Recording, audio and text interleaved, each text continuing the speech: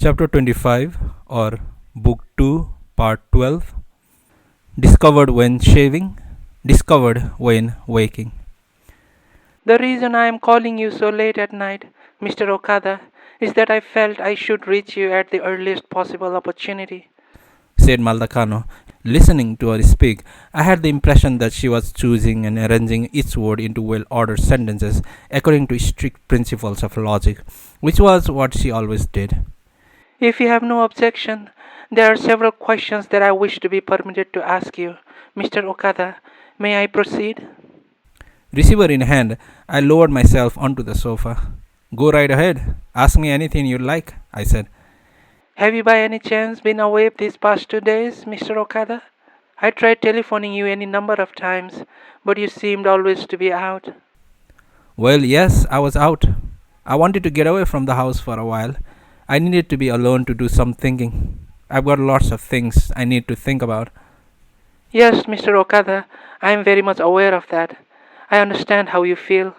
A change of scene can be a very good thing when one wishes to think clearly and carefully about something. In this case, however, Mr. Okada, I know this will sound as if I am prying. Were you not somewhere very far away? Well, not so very far away, I said, with deliberate ambiguity. I switched the receiver from my left hand to my right. How can I put this? I was in a somewhat cut off place. I can't really get into it, though, in great detail. I have my reasons, and I just got back a little while ago. I'm too tired for long explanations. Of course, Mr. Okada, I understand. All people have their reasons. I will not press you to explain. You must be very tired indeed. I can tell from the sound of your voice. Please do not concern yourself about me. I should not be bothering you with a lot of questions at a time like this. I am terribly sorry. We can always discuss this matter at a more appropriate time. I know it was terribly rude of me to ask such a personal question, but I did so only because I was worried that something very bad had happened to you over the past several days.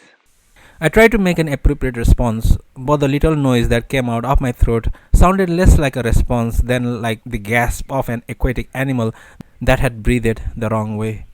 Something very bad, I thought. Of all the things that were happening to me, which were bad and which were not bad, which were alright and which were not alright. Thank you for being so concerned about me, I said, after getting my voice to work properly. But I am fine at the moment. I can't say that something good happened to me, but there's been nothing especially bad either. I am glad to hear that. I'm just tired, that's all, I added. Malta Kano made a dainty little sound of clearing her throat. By the way, Mr. Okada, I wonder if you might have noticed some kind of major physical change during the past few days? A physical change? In me? Yes, Mr. Okada, some kind of change in your body. I raised my face and looked at my reflection in the glass patio door, but I couldn't make out anything that could be called a physical change. I had scrubbed every part of my body in the shower, but had noticed nothing then either.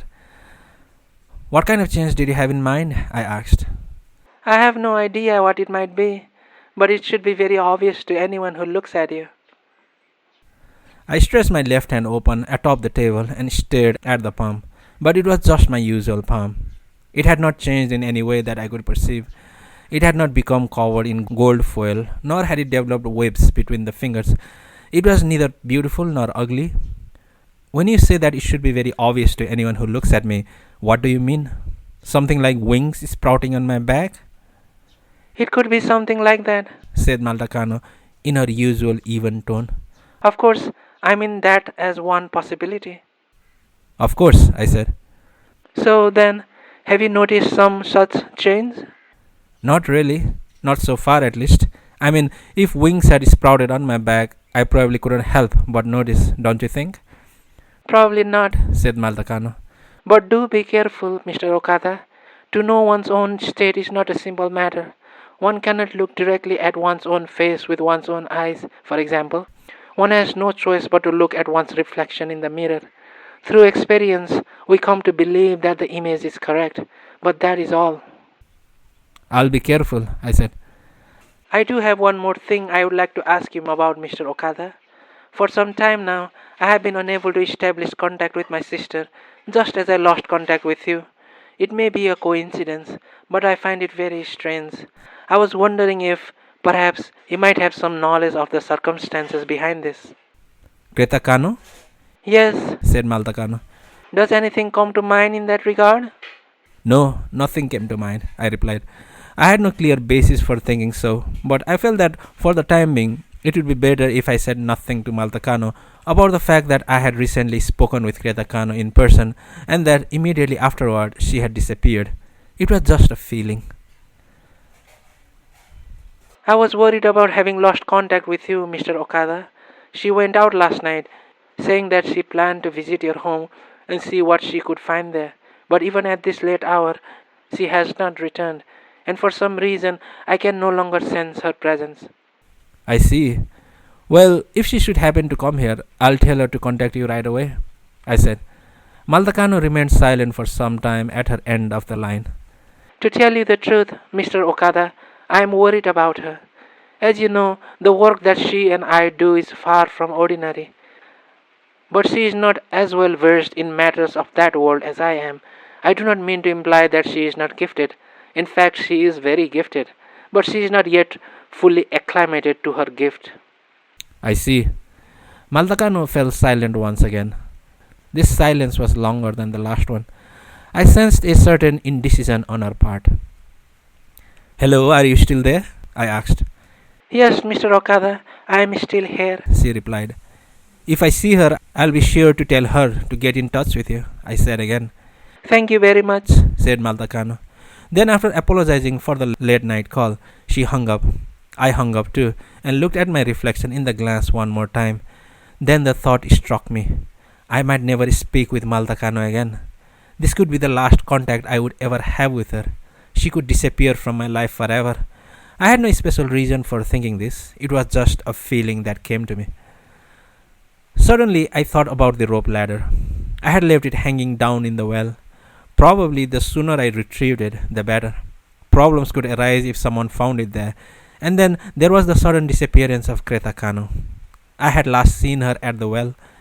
I shoved my flashlight into my pocket, put on my shoes, stepped down into the garden, and climbed over the wall again. Then I passed down the alley to the vacant house.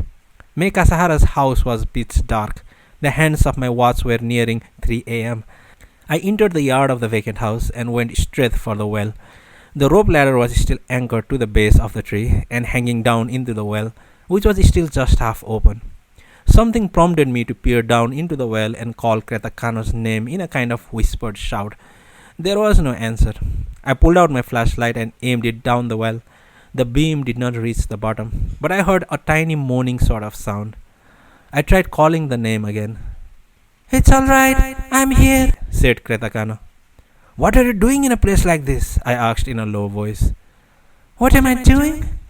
I'm doing the same thing you were doing, Mr. Okada, she replied with obvious puzzlement. I'm thinking. This really is a perfect place for thinking, isn't it? Well, yes, I guess it is, I said. But your sister called me at home a little while ago. She's very worried about your disappearance. It's the middle of the night and you're still not home. And she says she can't feel your presence. She wanted me to tell you to get in touch with her right away if I heard from you. I see. Well, thank you for taking the trouble. Never mind about that, Creta Kano. Will you do me a favor and come out of there? I have to talk to you. She did not reply. I switched off my flashlight and returned it to my pocket. Why don't you come down here, Mr. Okada? The two of us could sit here and talk. It might not be a bad idea, I thought, to climb down into the well again and talk with Creta Kano. But then I thought about the moldy darkness at the bottom of the well and got a heavy feeling in my stomach. No, sorry, but I'm not going down there again. And you ought to come out too. Somebody might pull the ladder up again, and the air is still. I know that, but I want to stay down here a little longer. Don't worry yourself about me. There was nothing I could do as long as Creta Kano had no intention of coming out of the well. When I talked to your sister on the phone, I didn't tell her I saw you here. I hope that was the right thing to do. I just sort of had this feeling that it would be better to say nothing. You were right, said Creta Kano. Please don't tell my sister I'm here. A moment later, she added, I don't want to worry her, but I need a chance to think sometimes too. I will come out as soon as I am done. I would like to be alone now. If you'd be so kind, I will not cause you any trouble. I decided to leave her and go back to the house for the time being. I could come in the morning and check up on her. If May Kasahara should pull the ladder up again during the night, I could deal with the situation then and manage to help Creta Kano climb out of the well one way or the another. I went home, undressed and stretched out in the bed. Picking up the book I had been reading, I opened it to my place. I felt I was too much on edge to get to sleep right away. But before I had read 2 pages, I realized I was dozing off. I closed the book, turned out the light, and in the next moment was sound asleep. It was 9:30 in the morning by the time I awoke. Concerned about Creta Kano, I dressed without bothering to wash my face and hurried down the alley to the vacant house. The clouds hung low in the sky, and the humid morning air seemed to threaten rain at any moment. The rope ladder was gone from the well. Sometimes someone must have untied it from the base of the tree and carried it off somewhere. Both halves of the well cover were set tightly in the place, with a stone atop each half. Opening one side and peering down into the well, I called Creta Kano's name. There was no answer. I tried a few more times, waiting after each call. Thinking she might be asleep, I tossed a few pebbles inside, but there no longer seemed to be anybody in the bottom of the well. Creta Kano had probably climbed out of the well when morning came, untied the ladder, and taken it off with her. I set the cover in place and moved away from the well. In the alley again, I leaned against the fence of the vacant house, watching May Kasahara's house for a time.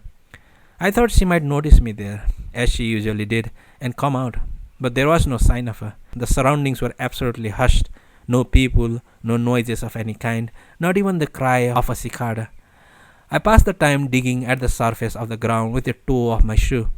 Something felt different about the neighborhood, unfamiliar, as if in the days I was down in the well, the old reality of this place had been shoved away by a new reality, which had settled in and taken over. I had been feeling this, somewhere deep down, ever since I had emerged from the well and gone home. Walking back down the alley to my house, I went into the bathroom and brushed my teeth. Several days' worth of black stubble covered my face. I looked like a newly rescued shipwreck victim. This was the first time in my life I had ever let my beard grow so long. I toyed with the idea of really letting it grow, but after a few moments' thought, decided to shave it. For some reason, it just seemed better to keep the face I had had when Kumiko left. I softened off my beard with a hot towel and covered my face with a thick layer of shaving cream. I then proceeded to shave slowly and carefully so as to avoid cutting myself. First the chin, then the left cheek, then the right cheek. As I was finishing the right cheek, what I saw in the mirror made me catch my breath. It was a blue-black stain of some kind. At first, I thought I might accidentally have smeared myself with something. I wiped off the remaining traces of shaving cream, gave my face a good washing with soap and water, and scrubbed at the stained area with a washcloth. But still the stain would not come off. It seemed to have penetrated deep into the skin. I stroked it with a finger. That one patch of skin felt just slightly warmer than the rest of my face, but otherwise it had no special feeling. It was a mark. I had a mark on my cheek in the exact location where, in the well, I had had the sensation of heat. I brought my face to the mirror and examined the mark with the utmost care. Located just beyond the right cheekbone, it was about the size of an infant's palm. Its bluish color was close to black, like the blue-black Mont Black ink that Kumiko always used. One possible explanation was that this was an allergic reaction. I might have come in contact with something in the well that caused an eruption of the skin, the way lacquer can do. But what could there have been down there, in the bottom of the well, to give rise to such a thing? I had examined every nook and cranny of the place with my flashlight, finding nothing there but the dirt bottom and the concrete wall. Besides, did allergies or eruptions ever leave such clearly outlined marks? A mild panic overtook me. For a few moments, I lost all sense of direction, as when a huge wave crashes over you at the beach, dragging you in. The washcloth fell from my hand. I knocked over the wastebasket and stubbed my foot against something. mumbling meaningless syllables all the while. Then I managed to regain my composure and, leaning against the sink, began thinking calmly about how to deal with this fact. The best thing I could do for now was to wait and see. I could always go to a doctor afterward. It might be a temporary condition, something that would heal itself, like a lacquer eruption. It had formed in a few short days, so it might disappear just as easily. I went to the kitchen and made myself some coffee. I was hungry, but whenever I actually tried to eat anything, my appetite would vanish like water in a mirage. I stretched out on the sofa and watched the rain that had begun to fall. Every now and then I would go to the bathroom and look in the mirror, but I could see no change in the mark. It had dyed the area of my cheek a deep, dark, almost handsome blue. I could think of only one thing that might have caused this, and that was my having passed through the wall in my pre-dawn, dreamlike illusion in the well, the telephone woman leading me by the hand. She had pulled me through the wall so that we could escape from the dangerous someone who had opened the door and was coming into the room. The moment I passed through the wall, I had the clear sensation of heat on my cheek in the exact spot where I now had this mark. Of course, whatever casual connection there might be between my passing through the wall and the forming of a mark on my face remained unexplained. The man without a face had spoken to me in the hotel lobby. "This is the wrong time," he had warned me. "You don't belong here now." But I had ignored his warning and continued on. I was angry at Noboru Wataya, angry at my own confusion, and as a result, perhaps I had received this mark. Perhaps the mark was a brand that had been impressed on me by that strange dream, or illusion, or whatever it was. "That was no dream," they were telling me through the mark. "It really happened, and every time you look in the mirror now, you will be forced to remember it." I shook my head. Too many things were being left unexplained. The one thing I understood for sure was that I didn't understand a thing. A dull throbbing started in my head. I couldn't think anymore. I felt no urge to do anything. I took a sip of lukewarm coffee and went on watching the rain. After noon, I called my uncle for some small talk. I needed to talk to someone, it didn't matter much who, to do something about this feeling I had that I was being ripped away from the world of reality. When he asked how Kumiko was doing, I said fine, and let it go at that. She was on a short business trip at the moment, I added. I could have told him honestly what had been happening, but to put that recent events into some kind of order that would make sense to a third party would have been impossible. They didn't make much sense to me, so how could I explain them to someone else? I decided to keep the truth from my uncle for the time being. "You used to live in this house, didn't you?" I asked. Sure I did. He said. 6 or 7 years altogether. Wait a minute. I bought the place when I was 35 and lived there till I was 42. 7 years. Moved into this condo when I got married. I lived there alone that whole time. I was just wondering, did anything bad happen to you while you were here? Anything bad? Like what? Like you got sick or you split up with a woman or something? My uncle gave a hearty laugh on his end of the line. I split up with more than one woman, that's for sure. But not just while I was living there. Nah, I couldn't count that as something especially bad. Nobody I hated to lose, tell you the truth. As far as getting sick goes, no, I don't think so. I had a little growth removed from the back of my neck, but that's about all I remember. The barber found it, said I ought to have it removed just to be safe. So I went to the doctor, but it turned out to be nothing much. That was the first time I went to see the doctor while I was living in that house, and the last. I ought to get a rebate on my health insurance. No bad memories you associate with the place then?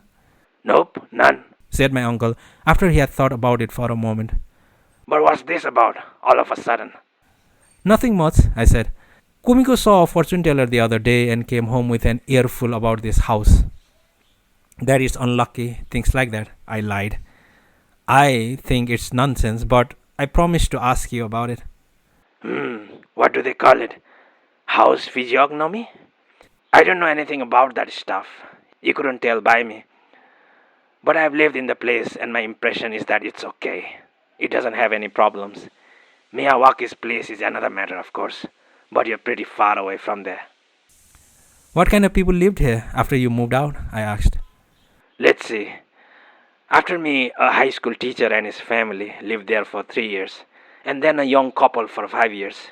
He ran some kind of business, but I don't remember what it was. I can swear that everybody lived a happy life in that house. I had a real estate agent managing the place for me. I never met the people, and I don't know why they moved out, but I never heard about anything bad that happened to any of them. I just assumed the place got a little small for them, and they wanted to build their own houses, that kind of thing. Somebody once told me that the flow of this place has been obstructed. Does that ring a bell? The flow has been obstructed? I don't know what it means either, I said. It's just what they told me. My uncle thought it over for a while. No, nothing comes to mind. But it might have been a bad idea to fence off both ends of the alley. A road without an entrance or exit is a strange thing, when you stop to think about it. The fundamental principle of things like roads and rivers is for them to flow. Block them and they stagnate. I see what you mean, I said. Now there's one more thing I need to ask you. Did you ever hear the cry of the wind-up bird in this neighborhood? The wind-up bird, Said my uncle. What's that? I explained simply about the wind-up bird, how it came to the tree out back once a day and made that spring winding cry. That's news to me. He said. I've never seen or heard one. I like birds, and I've always made a point of listening to their cries, but this is the first time I've ever heard of such a thing. You mean it has something to do with the house? No, not really. I was just wondering if you'd ever heard of it. You know, if you really want the lowdown on things like this, the people who lived there after me, and that kind of stuff, you ought to talk to old Mr. Ichikawa, the real estate agent across from the station. There's Setagaya Daiichi Realtors. Tell him I sent you. He handled that house for me for years. He's been living in the neighborhood forever, and he just might tell you everything you'd ever want to know. He's the one who told me about the Miyawaki house. He's one of those old guys that love to talk. You ought to go see him. Thanks, I will, I said. So anyway, how's the job hunt going? Nothing yet. To tell you the truth, I haven't been looking very hard. Kumiko's working and I'm taking care of the house, and we're managing for now. My uncle seemed to be thinking about something for a few moments. Then he said, Let me know if it ever gets to the point where you just can't make it. I might be able to give you a hand. Thanks, I said. I will. And so our conversation ended. I thought about calling the old real estate broker and asking him about the background of this house and about the people who had lived here before me, but it seemed ridiculous even to be thinking about such nonsense. I decided to forget it. The rain kept falling at the same gentle rate into the afternoon, wetting the roofs of the houses, wetting the trees in the yards, wetting the earth. I had toast and soup for lunch and spent the rest of the afternoon on the sofa. I wanted to do some shopping, but the thought of the mark on my face made me hesitate. I was sorry I hadn't let my beard grow. I still had some vegetables in the refrigerator, and there was canned stuff in the cupboard. I had rice and I had eggs. I could feed myself for another 2 or 3 days if I kept my expectations low. Lying on the sofa, I did no thinking at all. I read a book, I listened to a classical music tape, I stared out at the rain falling in the garden. My cogitative powers seemed to have reached an all-time low, thanks perhaps to that long period of all too concentrated thinking in the dark well bottom. If I tried to think seriously about anything, I felt a dull ache in my head, as if it were being squeezed in the jaws of a padded vice. If I tried to recall anything, every muscle and nerve in my body seemed to creak with the effort. I felt I had turned into the Tin Man from The Wizard of Oz, my joints rusted and in need of oil. Every now and then, I would go to the lavatory and examine the condition of the mark on my face, but it remained unchanged. It neither spread nor shrank. The intensity of its color neither increased nor decreased. At one point, I noticed that I had left some hair unshaved on my upper lip. In my confusion at discovering the mark on my right cheek, I had forgotten to finish shaving. I washed my face again, sprayed on shaving cream, and took off what was left. In the course of my occasional trips to the mirror, I thought of what Malta Kano had said on the phone, that I should be careful, that through experience we come to believe that the image in the mirror is correct. To make certain, I went to the bedroom and looked at my face in the full-length mirror that Kumiko used whenever she got dressed. But the mark was still there. It was not just something in the other mirror. I felt no physical abnormality aside from the mark. I took my temperature, but it was the same as always. Other than the fact that I felt little hunger for someone who had not eaten almost 3 days, and that I experienced a slight nausea every now and then, which was probably a continuation of what I had felt in the bottom of the well. My body was entirely normal. The afternoon was a quiet one. The phone never rang. No letters arrived. No one came down the alley. No voices of neighbors disturbed the stillness. No cats crossed the garden. No birds came and called. Now and then a cicada would cry, but not with the usual intensity. I began to feel some hunger just before 7 o'clock, so I fixed myself a dinner of canned food and vegetables. I listened to the evening news on the radio for the first time in ages, but nothing special had been happening in the world. Some teenagers had been killed in an accident on an expressway when the driver of their car had failed in his attempt to pass another car and crashed into a wall. The branch manager and staff of a major bank were under police investigation in connection with an illegal loan they had made. A 36-year-old housewife from Machida had been beaten to death with a hammer by a young man on the street. But these were all events from some other distant world. The only thing happening in my world was the rain falling in the yard, soundlessly, gently. When the clock showed 9, I moved from the sofa to bed, and after finishing a chapter of the book I had started, I turned out the light and went to sleep. I awoke with a start in the middle of some kind of a dream. I could not recall what had been happening in the dream, but it had obviously been one filled with tension because my heart was pounding. The room was still pitch dark. For a time after I awoke, I could not remember where I was. A good deal of time had to go by before I realized that I was in my house, in my own bed. The hands of the alarm clock showed it to be just after 2 in the morning. My irregular sleeping habits in the well were probably responsible for these unpredictable cycles of sleep and wakefulness. Once my confusion died down, I felt the need to urinate. It was probably the beer I drank. I would have preferred to go back to sleep, but I had no choice in the matter. When I resigned myself to the fact and sat up in bed, my hand brushed against the skin of the person sleeping next to me. This came as no surprise. That was where Kumiko always slept. I was used to having someone sleeping by my side, but then I realized that Kumiko wasn't with me anymore. She had left the house. Some other person was sleeping next to me. I held my breath and turned on the light by the bed. It was Creta Kano.